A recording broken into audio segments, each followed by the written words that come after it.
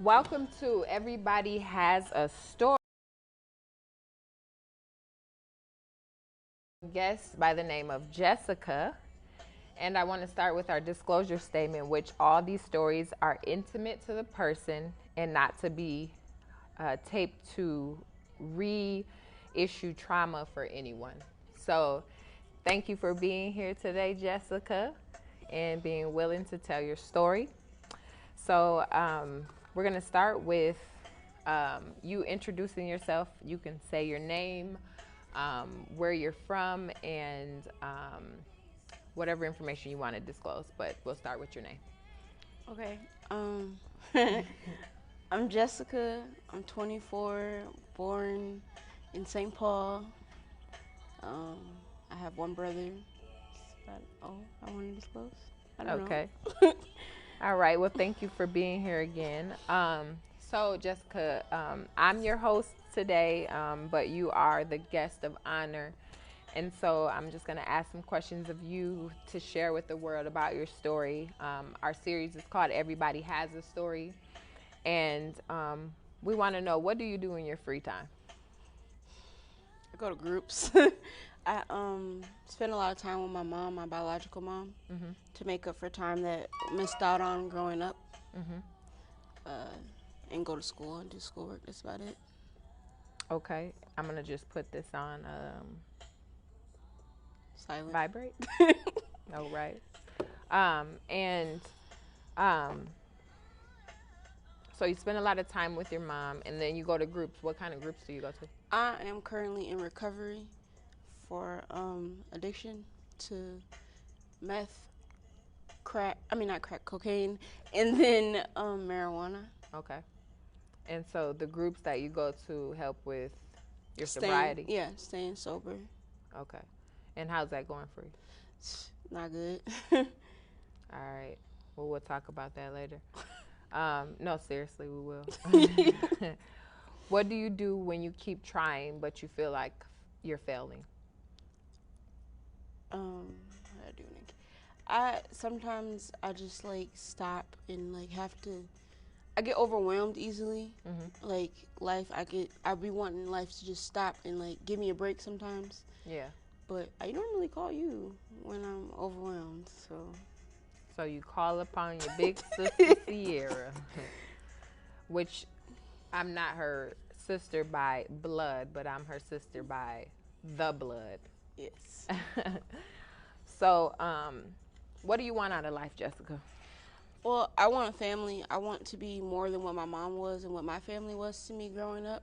I want to actually make something of myself. I don't want to be stuck in St. Paul in the hood. I want to be better off. I want to own a hair salon. Hey. And I'm currently in school for criminal justice, so I want to get that degree and actually help people who are getting mistreated in the system.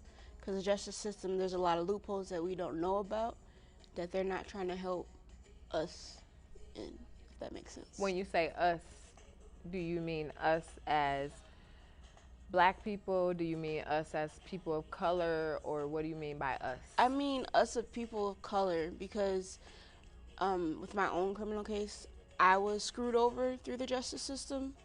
And I'm currently still being screwed over. So I feel like there needs to be more lawyers or people in the system that actually want to help you and not just lock you up in a prison just to benefit from it. Right. Or think that that's the end all for the situation. So you want to, you said own a hair shop. You said finish school for criminal justice. And is there anything else that you would like to do in life? I always wanted, ever since, because I grew up in CPS, so ever since being in the system, I always wanted to give back to kids that grew up in foster care and maybe open, it's kind of like a halfway house, I guess you can say. It's where they can get, employment options and housing, but also get education, because a lot of teen moms that get pregnant in the system, they either try to take the kids away from them or they just leave them to fend for themselves and they don't have no place to go. Right. So I kind of want to create that safe haven for other people in the system. I feel like if you have somebody that's been through it, you're a lot more likely to relate to them Exactly. than you are to somebody that's just there for that paycheck. Like a peer-to-peer mentorship. Yeah. and you can show them the different ways to process and deal because you have experienced those things. But I think there's one other thing that you really want to do in life and you're not disclosing it. So I want you to tell the world what you would really like to do out of life. I like to sing Yes. and write, so I want to experience that part of the world eventually. But I got stage fright, so I don't know about that. Well, I'm sure that when and if you make that leap of faith and decide to pursue that career, I'm sure that they'll work on you with that stage fright. So what's your definition of happy? Definition of happy. My definition of happy is being at peace with yourself completely, not like having to worry or stress about where's your next meal gonna come from or the next day.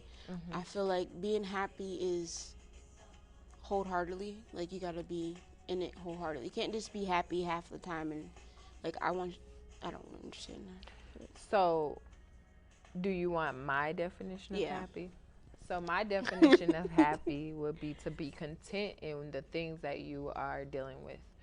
And despite your circumstances or your situation, that you're still glorifying the Creator, God, for the things that you do have. No matter what you don't have, it will come eventually. So happiness is within you. Happiness is the things that you do. Happiness is sharing time with happiness is sharing time with your friends, sharing time with your family, sobriety. Happy is just being a part of the glories of what we have here and now and being thankful for that. So does that sound like your definition of happy? Okay. You just like I put it out there for you. Hey. fixed it off for me. Okay, cool. What would you say is your gift to the world? My gift to the world is that I am caring. I'm a very caring person. I have a big heart. I always look out for the next person before I look out for myself. And so I look at that, that's my gift, because I have a lot of outlooks on different things, and I look at life differently than somebody else who's my age, who's probably out partying or having fun. Instead, I'm trying to like get my life structured and together. Right, right. Which is great. Those are all great, and I'm so proud of you.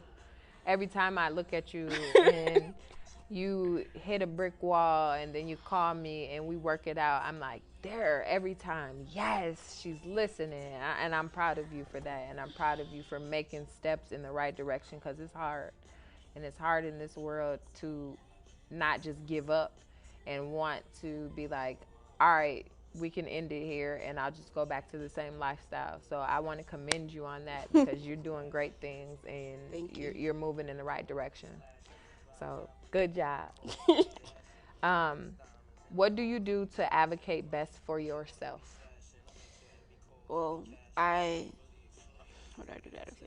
I go to my groups faithfully, and I contact my PO like clockwork, like every day almost, just because I don't want to end up locked up or something. Yeah. And if there's something like I really want, like currently I want to really work and find a job, and everybody's trying to stonewall me. Yeah. So I keep pushing until I get what I want. So would you say that you are more of a talker or more of a doer, or what do you do? I'm a little bit of both. Both, okay. If somebody stonewalls me, I'll go do it myself. I'd rather get things done myself than depend on the next person to do it for me, because at the end of the day, you can't really depend on nobody but yourself. Yes. People can tell me till they're blue in the face that they got me, or they're going to help me, or they're going to support me, but at the end of the day, if I don't support or believe in myself, I'm not going to get nowhere. That's so true. That is so true. You hit that, boom, nail on the head. So what would you say, what is your meditation practices? Music, reading. Like yesterday, I like just got lost in a book. Like I like hood books like Nikki Turner and Sister Soldier, because it's different. You get to escape into a different world, and then singing, because it's just a stress relief. Like especially when I sing like Tamala Manning or Mary Mary, it just feels different than singing Beyonce or Keisha Cole or somebody of that nature. Right. It's different. It's like a different feeling when you sing. Even though Keisha Cole's is my favorite, so I don't know. Keisha be having it popping, yo. So I don't know. But yeah. So meditation is music, and do you do anything? Well, singing. Do you do anything else? I like to draw and color. Well, I'm not really good at coloring, but I will attempt to color. Yeah. Now, I'm 24, but I still color outside the lines. I'm not even gonna lie to you. Well, I do not know how to color. Are you trying to work for perfection? No, You're just trying to color. just trying to color. Okay. So anything else do you do? Arts, like it's just any arts and crafts really, or just stay to myself. Sleep's always the best cure to everything. Just saying. As long as you don't stay there too long. Sleep is okay, but sometimes we can get into those practices and then it comes a practice that stays a little bit too long, and then you're getting in the habit of just laying there, and we don't want you to get into that habit. I don't want to be lazy. Exactly. Or get depressed. Yeah. Yeah, because that's where it can start, is in that bed. So get up out of that bed. And I ain't want to get up this morning. Open up them curtains. Burn some of that sage. Get it popping, yo. Do whatever you got to do to relieve that so that it doesn't press on you. Tell me about how you and I met. Well, I met you at the workhouse, Ramsey County Workhouse, when I was serving the 210 days that I was sentenced to execute for my charge. You were doing parenting classes with another client, and she was like, you need to talk to Sierra. I was like, who is Sierra? And then here you come in, and everybody's like running to you. I was like, oh, that's Sierra. So that's how we met. Okay, cool. You were like the hot commodity. Yeah, I mean, when you are somebody who makes stuff happen or helps people advocate or can relate to you, and who people feel like are real and don't feel like it's faking or sugarcoating or just there just because they're getting a paycheck. Like, out of everybody there, you were one of the only ones really that weren't there just for that paycheck. Right. You actually wanted to help us and rehabilitate us and get us back into society. Right. Re-entry. Yeah. Re-entry matters. Re-entry matters. Woo, woo. So, how do people receive your story when you talk about your criminal history or your child protection history? And when I say how do people receive your story, I mean like employers, landlords, county officials, family members, and friends. I want you to talk about all of those people.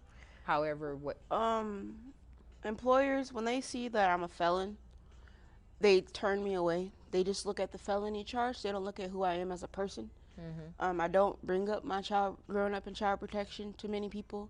My family knows because they're my family, obviously, and then you know because I talk to you. But I really don't too much talk about it. It's just a part of my life that I try to keep buried until today. Officials, well, within my case, my attorney looked at my child protection service case as a way to use as a crutch to get me a downward departure, which, you know, there's benefits and downfalls to that. Right.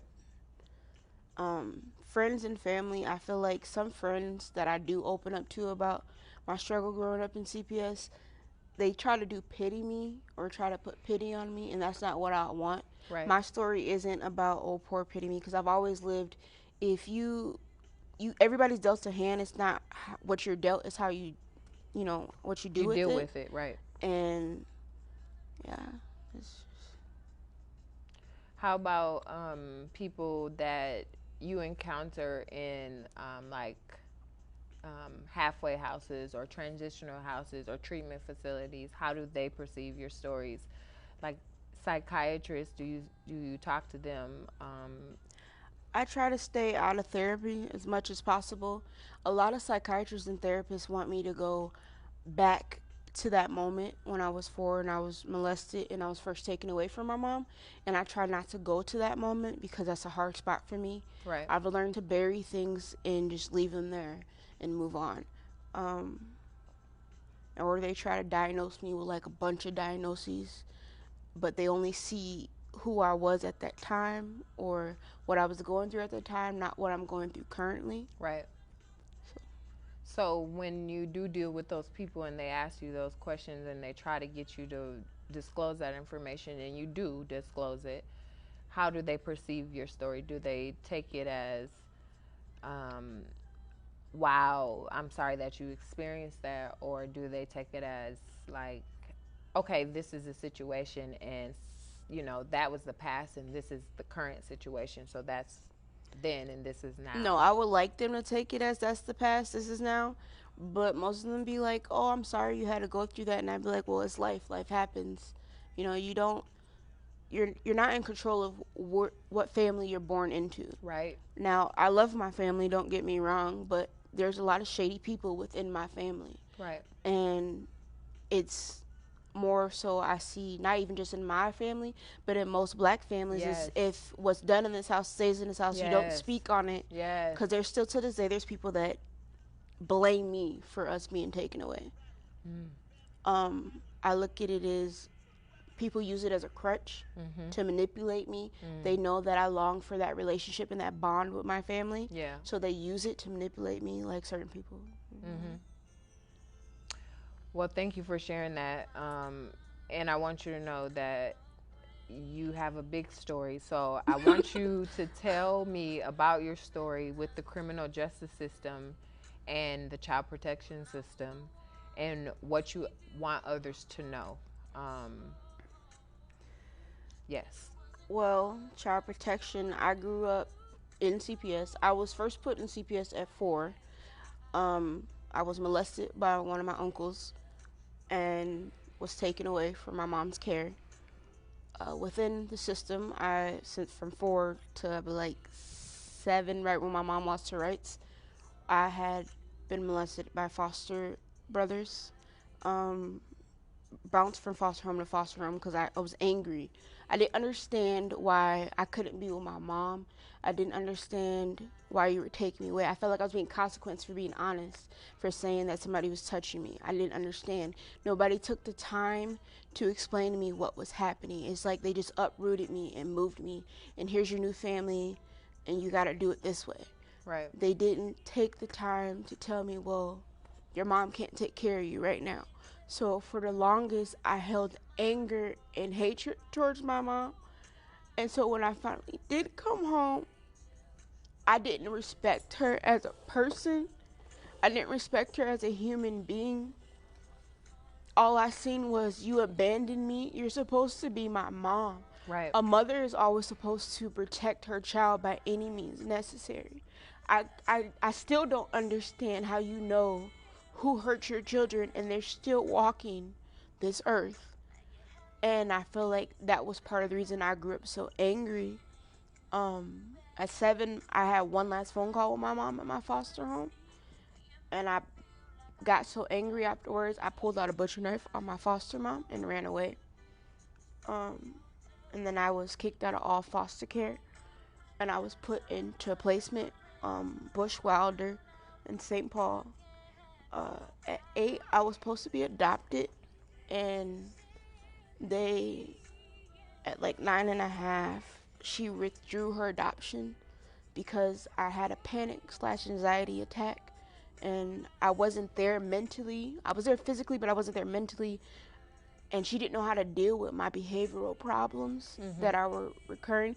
So then I went to St. Joseph's Home for Children for 3.5 years, where I constantly got in fights with people. I became an angry, bitter person. Like, if I seen you were doing good or you got to go home to your family, I would mess it up for you. Just because I couldn't go home to my family. Just because I couldn't be with my mom. So I would mess it up for you. If I knew you were finna get discharged and all you had to do was maintain good behavior, I would purposely pick a fight with you just so you couldn't go home. Then I got kicked out. And I went to Arizona for treatment at Mingus Mountain Academy, and there I caught more charge. Well, that's when really my criminal really started. I got kicked out 2 months after being there. I had my first hospitalization for mental health at 12. Uh, they just continued to put me on more meds. I was already taking medication. Yeah.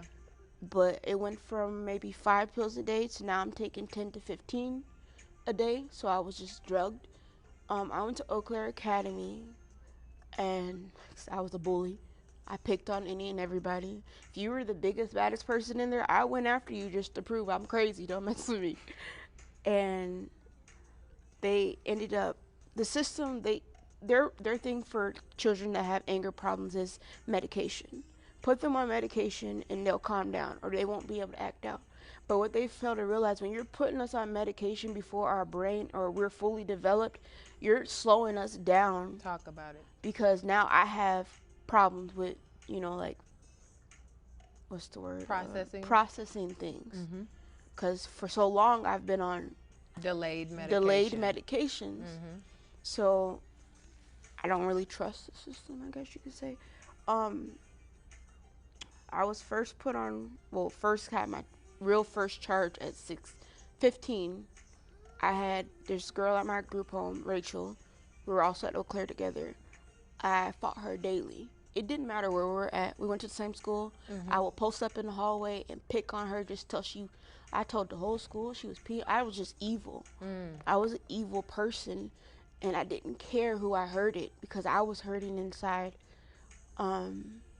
At 17, I was charged as a legal adult in Wisconsin because I attacked a staff at a treatment center and was sent back to Minnesota just because I was in CPS. CPS got me out of the charge technically in Wisconsin. The judge who I have now, George Barcher, she was the judge who was residing in my case then, and she basically gave me one last chance to get my shit together. Sent me to Indiana and said if I catch any charges in Indiana, I go to Shakopee, and I'm going to be in Shakopee in adult prison, which is a lot different than juvie. Right. Way different. So I went to Indiana and I got my shit semi together, but my grandmother died in 2013, and it was right before I was supposed to be discharged. I got discharged that August. I remember the phone call. I was just getting in contact with my mom again, and I called her. She said, your grandma died, and she just broke down. And I didn't register it at the time because my main focus was, I just got my mom back. Let me help her through this. Right. And a month and a half later, I blacked out and knocked the staff unconscious and almost killed him. And Indiana was trying to charge me with attempted murder at 18. And it kind of like scared me and hurt me at the same time because my grandmother was my rock through everything. When I couldn't speak to my mom or when I couldn't see nobody, she was there. She was the one person in my family I was allowed to contact and still see. Right. I still held a little bit of anger towards her because she took my brother in and didn't take me in, and I didn't understand why she couldn't take us both in. We're related, we're siblings. Right. But then I later found out my brother had molested me growing up also, and so I understood a little bit more. I came back to Minnesota in 2013, and I was doing okay. Then things kind of went south. I became a force to be reckoned with, let's put it that way. A force to be working with? Yeah. Okay. I, within like a month of me being home, I had beat the crap out of somebody on the train. And then I've just got just messing up. I had got an apartment on rent through a housing program, and I turned it to the trap spot. I don't know why, but I did. I used to prank my mom with your daughter's dead. She just died. Somebody just killed her. And I had my friend on the phone calling her, and I sit there just laugh. Just laugh. Because I was like, you hurt me all these years. I want you to hurt like I hurt. And I'll sit there and listen to her cry, and I just laugh. And in 2014, I found out I was pregnant it was in February, early February. I found out I was pregnant current boyfriend's baby. And I told him, but then I found out he had already had a baby mama pregnant. I had another girlfriend and all this extra. I lost my baby. I had emergency D&C on March 18th, 2014. And that's when my drug use kicked in. That's when I started prostituting myself to numb and to help me heal the void that was in my heart. I didn't understand how, for one, he was never there, but you accused me of aborting your child. And then for two, how does a heart just stop out of nowhere? If it was just strong 2 days ago, how is their heart just done? Right. And I didn't understand because I did everything I was supposed to do. When you find out you're pregnant, stop smoking, stop drinking, take your prenatals. I did everything. Made it to my doctor's appointments faithfully. And I couldn't comprehend why me.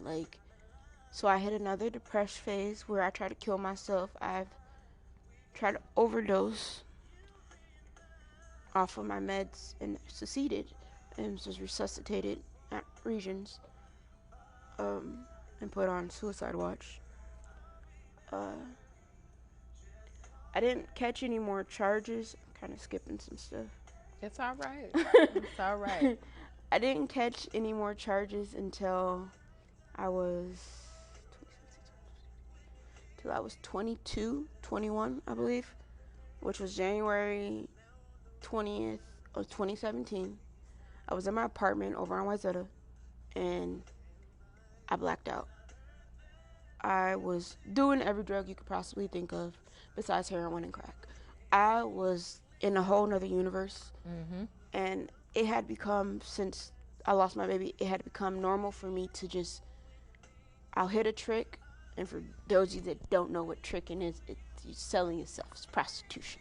Right. But I would hit a trick, and as soon as I get the money, I go get me some meth, or I'll go get me some coke, or I'll go get me some liquor.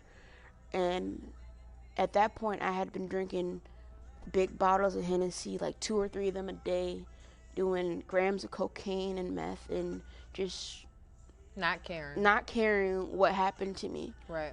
The day I blacked out, I ended up stabbing somebody, and my life changed for the worse that day. Not only did I lose my apartment, I lost who I was completely. I lost everything. I couldn't depend on this so-called family I thought I had here.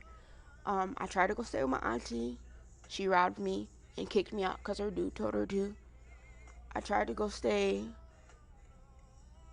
with friends. I couldn't do that. Everybody I had helped throughout the years would not help me. They just left me. So I went to sleep on the streets as I was fighting this case with your criminal case. My criminal case. When I first was arrested, shower until the day I was released. So I sat in not a holding cell, but a cell in Seg in Ramsey County for 3 days. No shower, no clothes, no nothing, just a pickle suit. Ramsey County Jail. Jail, yeah, Ramsey County Jail for 3 days, without showering, without anything, till the day I was released. I was released, and I kept going back I made my court appointments. They kept continuing me.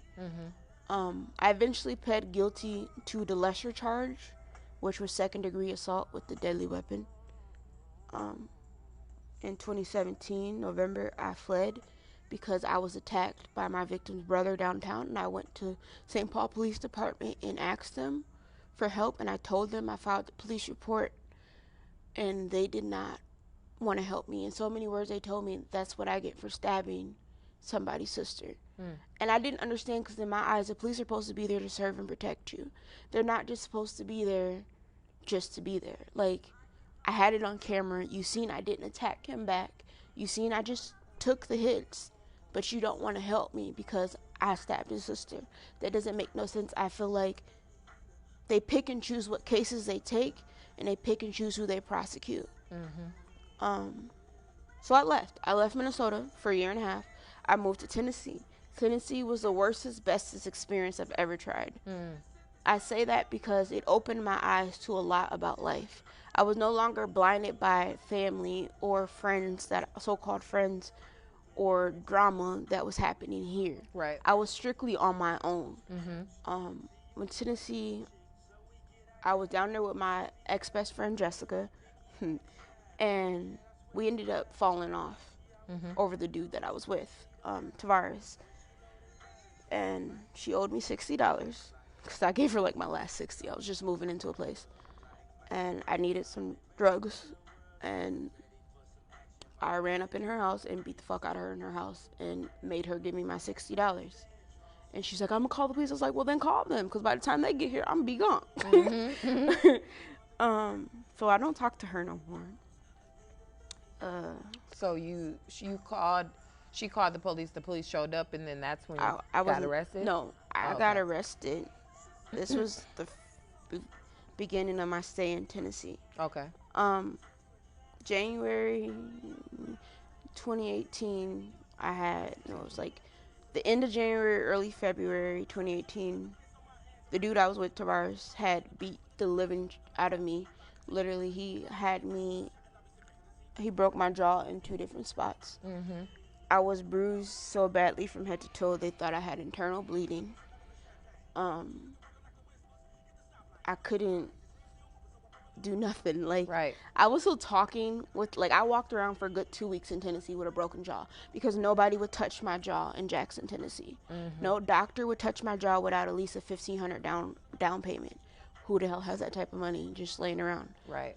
I ended up leaving him after the last beating that happened. My jaw was still broken. He dragged me out of my room butt naked, or our room that we shared. It was finna throw me outside butt naked, no clothes, no nothing, and dumped me in the doorway. And I left the next morning, and I went to a domestic shelter through the RAP program. And everything was good for about a month. I got a place through them, and I was doing really good. The problem was the place was right down the street from my old place. And I ran into Tavares again, and it just, like, it restarted all over again. It didn't necessarily go to hitting. It went to controlling. I didn't have control over my money. I didn't have control over who I could hang out with. I didn't have control over nothing. My house turned into his house.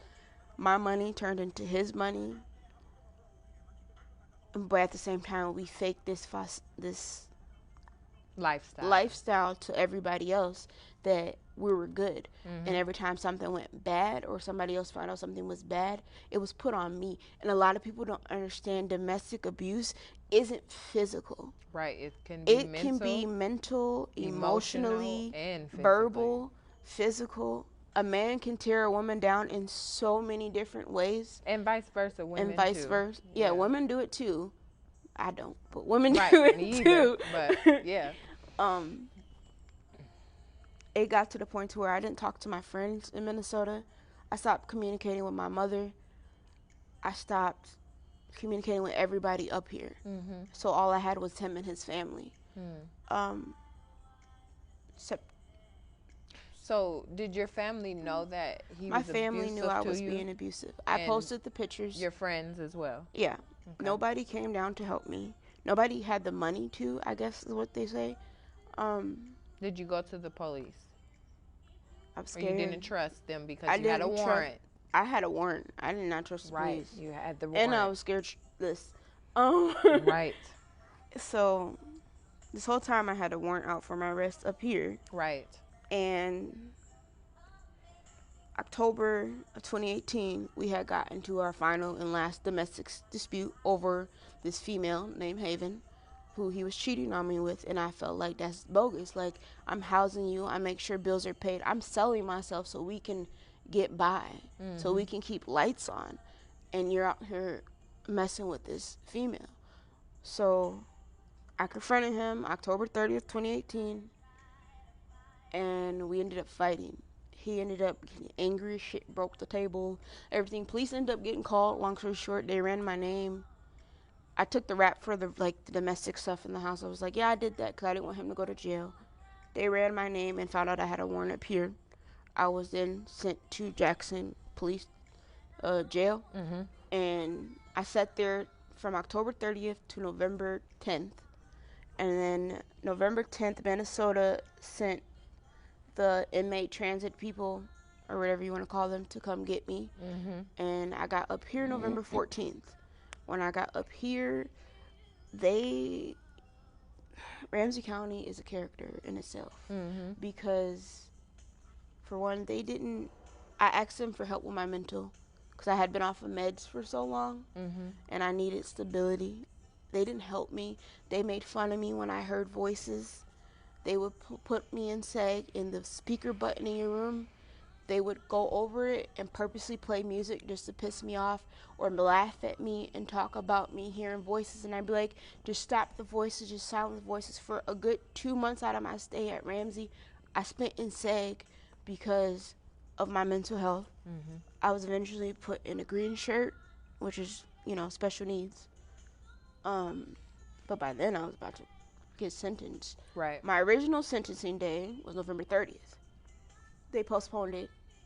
Well, it originally was supposed to be that Friday I got in, which was, I think, the 15th or 16th. But then they moved it to the 30th. Then they moved it to December 21st. And then they moved it to January 25th. The last 2 dates, my victim showed up to court, which was a surprise to me because, I'm back to St. Paul. They probably let her know. Yeah, they told me. Yeah. And why didn't you show up when this case first started? Like, why are you just now showing your face? Right. So I dealt with that. January 25th, I was sentenced and convicted of a felony. I think that's what it's considered. Aggravated assault with a deadly weapon. I was sentenced to 210 days at the workhouse, Ramsey County Workhouse. Out of that 210, I only had to do 61. And I was sentenced to 7 years of probation and then 25 months in Shakopee, which was stayed for my probation sentence. Right. And they considered it a downward departure. Conditions is I had to get mental help, my mental stability. I had to take all medications prescribed and follow all medical recommendations. Since being out of the workhouse, I have been getting the run around. Like, you know better than anybody because I call you every time. Like, they're bullshitting me, help. Yeah, I've been getting the runaround. I was released from the workhouse and I was supposed to go directly to Mercy Hospital for treatment, for chemical dependency treatment, but they denied me at the last minute. That was when I was released, and they tried to get me to go to Tapestry the same day, but I had already relapsed and was smoking. Relapsed on marijuana. I have not touched cocaine or meth. I haven't touched cocaine since October, and I haven't touched meth in about 2 years, I believe, or a year, one of the two. Good job. Yes. So now I'm only struggling with the weed. But you are now in recovery for that as well. I'm in recovery for that. That's why I go to group 4. So I went to Tapestry. I got clean, sober. Was doing really, really good. Halfway through, I had a mental breakdown to where I was hallucinating. I was hearing voices. They said it was like a psychotic break from using meth for so long and cocaine for so long. It was after effects of it. I thought I was really channeling Satan. Like, I was freaking the hell out. I was in a room, like, kill everybody, die. Everybody was looking at me like I was crazy. And then I broke down with a staff named Amanda. And she sat there and she prayed for me. She was the first staff at Tapestry, or one of the first, who actually seen me for me, not for what I was going through. Right. And she was like, we can take you to Regent if you want. You will not be kicked out because it's part of my conditionals to finish treatment. I went to Regents and Tapestry kicked me out. Yes, they did. Talking about a higher level of care. And my PO at the time, Teresa Johnson, tried to violate me. And I called Sierra because I didn't do nothing to get violated. Right. But asked for help. I think I sat in the hospital for like a week. Yeah. A week and a half, and a half, maybe, yeah. Before Tapestry allowed me back, and it took a lot of phone calls, a lot of Sierra calling my PO and like, why are you trying to violate her? Right. So yeah, thank you Calling for getting me back. Tapestry Yeah. and talking to Tapestry and saying, why are you violating her? She was just asking for help. Yeah.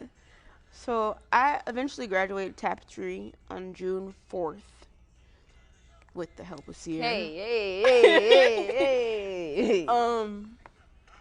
And then I went to my mom's house where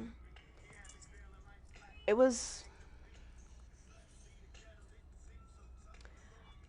good, but it felt weird because I hadn't lived with my mom at all. Mm-hmm. So, and the years that I did live with her, I didn't remember. So it was weird at first. Mm-hmm. So it was like I felt like I kind of had to like walk on eggshells a little bit. And I'm sorry, Mom, if you feel some type of way. But I was told to be honest. I felt like I had to walk on eggshells a little bit. I felt like if I didn't have something to give, then I would be kicked out. And in my mind, I thought like that because I had stayed with other people that were my family. And once I gave them the money, I was kicked out. And so, with my mom, to Sierra's great advice, go in the house and give her $200.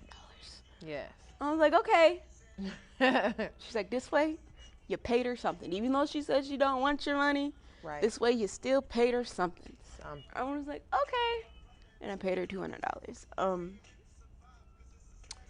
Then, I stayed there or whatever, and I started, I don't know if I should admit this on my lash.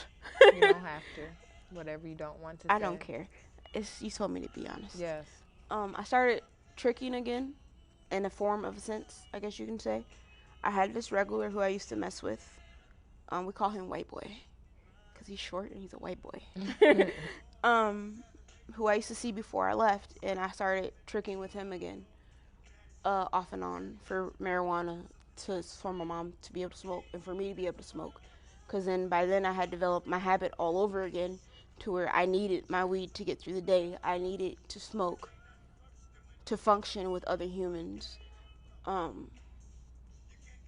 All the goals I had set in treatment went out the window. Everything about school and this and that went out the window. Job, I postponed that until like last month. Then I started looking. With one thing about Minnesota is if you're a felon, it's 10 times harder to find housing. And I figured that out the hard way. There aren't many slumlords like in Tennessee. Slumlords. I call them slumlords. And though we don't even, you shouldn't even have to want to desire to go to a slumlord. You shouldn't have to live like that, but that's reality because those are the only people who are willing to rent to felons. I feel like Minnesota should be a felony-friendly state just because so many of us are felons here. Mm-hmm. Like, you complain about people being homeless. Well, people of color, right? Yeah. You get what I meant. Yes. No, I just had to clear it up because we want to make sure that everybody knows what you mean, and we don't want to get the wrong impression. So currently, I am at a halfway house that I was my PO had me go to because I could not stop using marijuana. My mom thinks that they blame her for it, but in reality, I've taken accountability for my use of marijuana. Right. I don't post any blame on her for it. At first, when I heard about the halfway house, I was like, fuck this shit, I'd rather be homeless. You did say that. Like, I'm not finna go to no halfway house. Like, it's gonna be like jail. Right. Because in the halfway house, you can't have your phone. I can't have my phone. I can't come and go as I please. I have to call every time I leave a place, every time I make it to a place. I have to sign out. But then I sat down, and after talking to you, Again. I thought about it. I was like, is prison or a halfway house? Right. Like, would I rather be sitting behind bars again? Because I like my freedom. Don't get me wrong. Real. I cringe just watching Law and Order when them doors close. I'd be like, oh, the sound of them doors. For real. So it's just, yeah. So now I'm at the halfway house. I've only been there for like 2 days, I think. Yes. And I like it.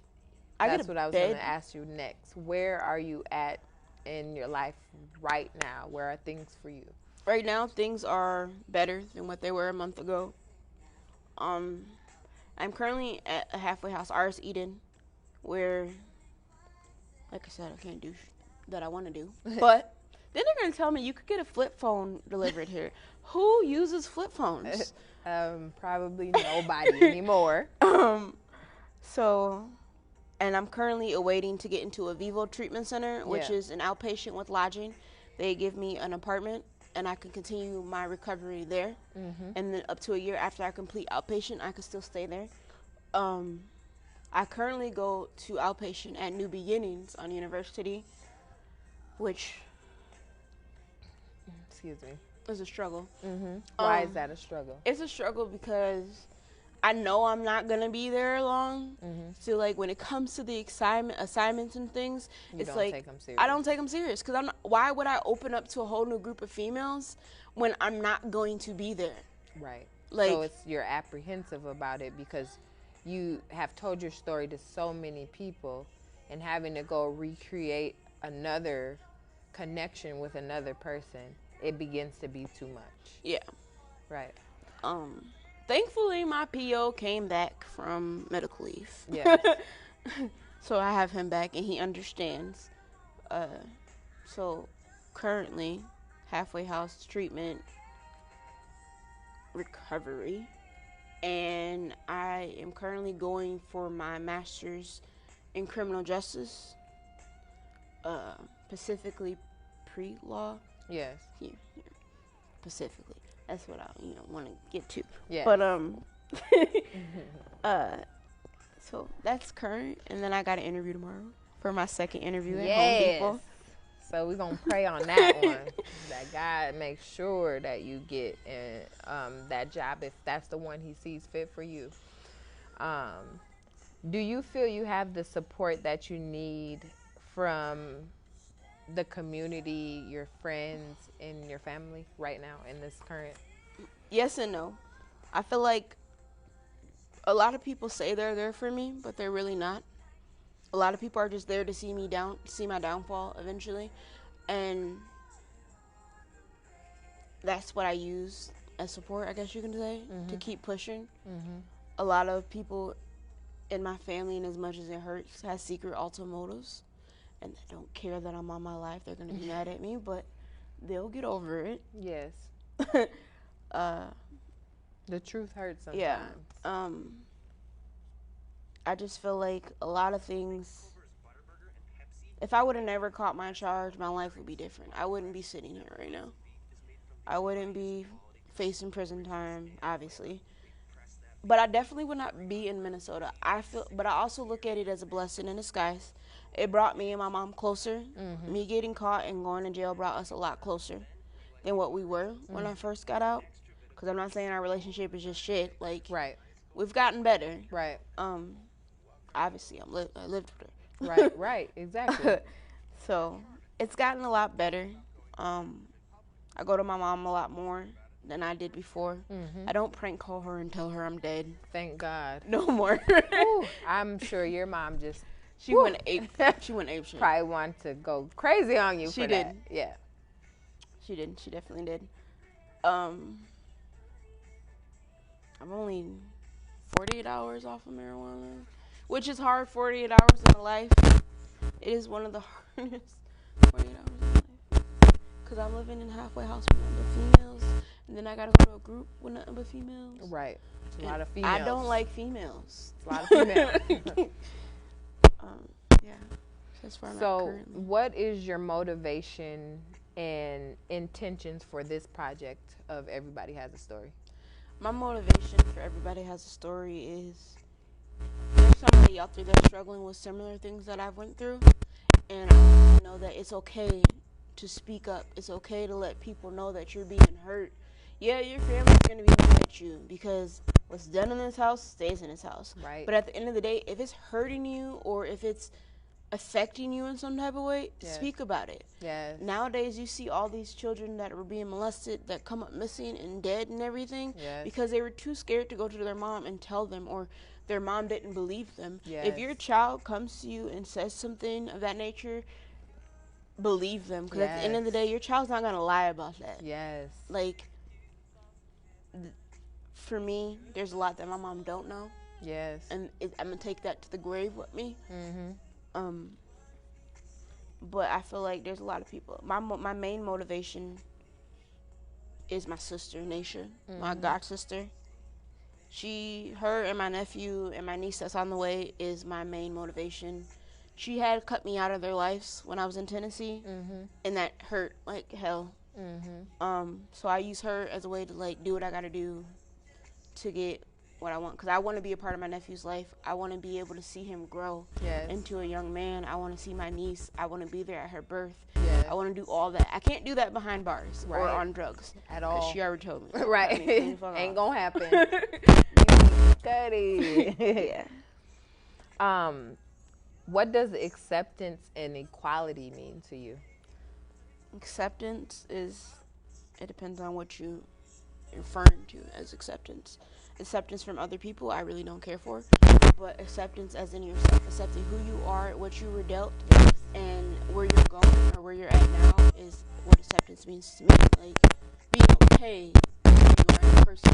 Yes. I had just learned to accept myself in jail, actually. I learned to love me some me. Hey. So now people be like, "Oh, you big." I'd be like, sure am, but my man like it. What you gonna do? Right, big and beautiful, BB. I've learned, just loving yourself a lot more. What was the other question? Equality. Equality. Treating everybody the same. Like, it don't matter what gender you are, what you...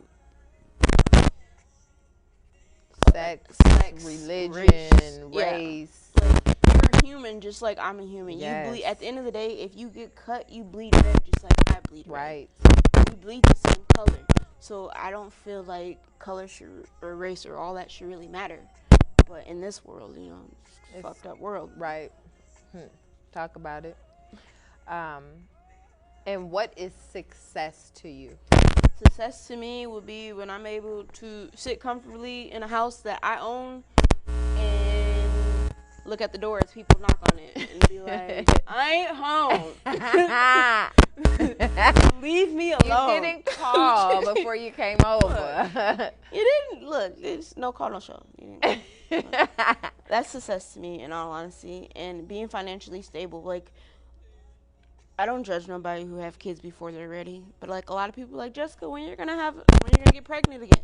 When you're gonna have kids? When I'm financially stable, I can't even keep finances in my own bank account, let alone for a baby. Right.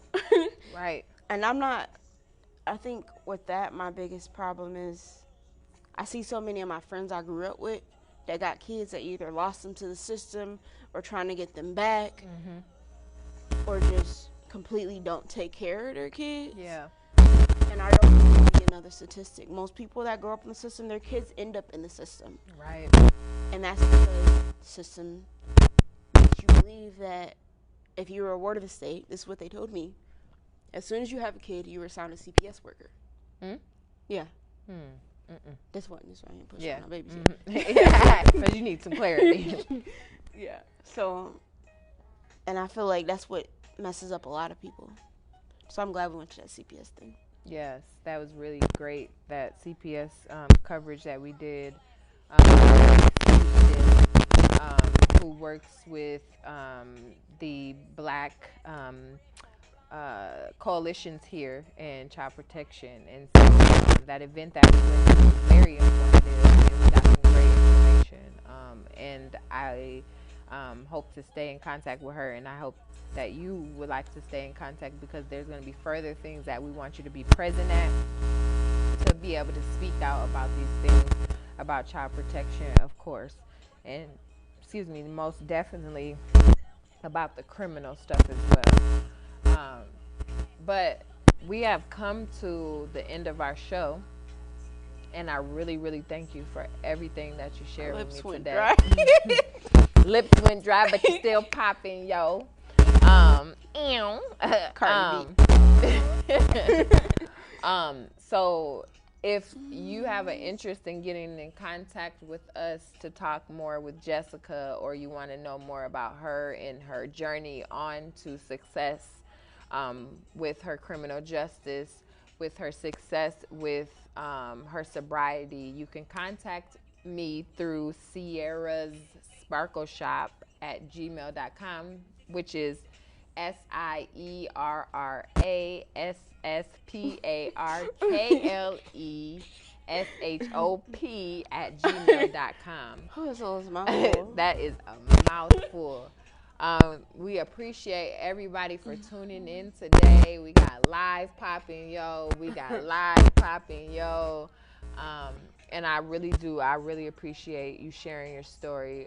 I know that somebody's going to hear it, and they're going to relate to it, and they're going to also see that you are successfully trying to move towards a better fate in life and a reality of being a sober woman.